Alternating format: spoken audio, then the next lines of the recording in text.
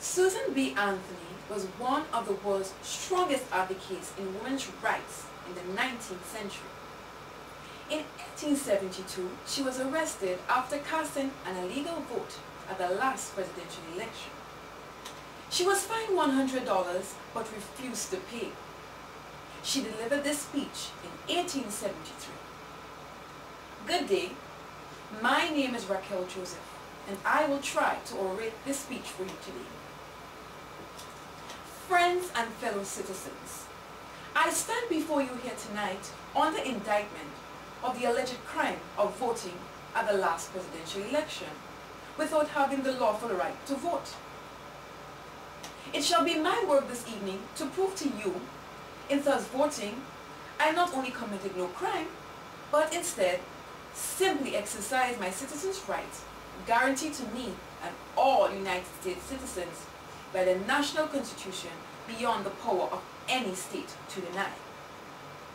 The preamble of the federal constitution says, "We the people of the United States, in order to form a more perfect union, establish justice, secure domestic tranquility, provide for the common defense, promote the general welfare, and secure the blessings of liberty to ourselves and our prosperity.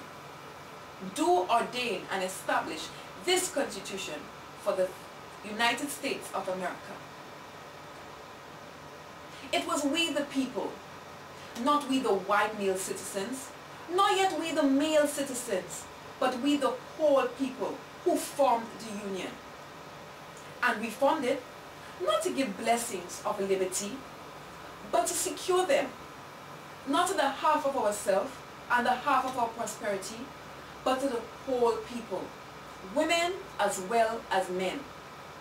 And it's a downright mockery to talk to women of the enjoyment, of the blessings of liberty, while they are denied the use of the only means of securing them, provided by the democratic republic government, the ballot.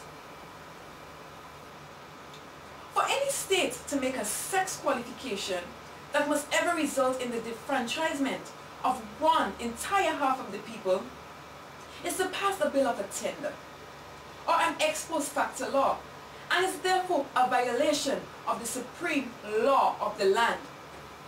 By it, the blessings of liberty are forever withheld from women and their female prosperity. To them, this government has no just powers derived from the consent of the governed.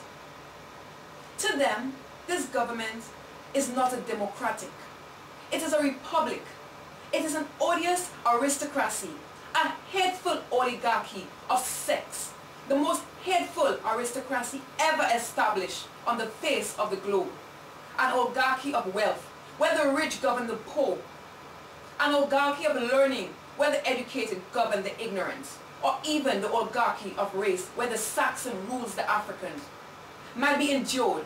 But this oligarchy of sex, which makes fathers, brothers, husbands, sons, the oligarchy over the women, mothers and sisters, the wives and daughters of every household, which ordains all men sovereigns, all women subjects, carry dissension, discord, rebellion into every household of the nation. Webster and Worcester and Bouvet all define a citizen to be a person in the United States entitled to vote and hold office. The only question left to be settled now are women persons?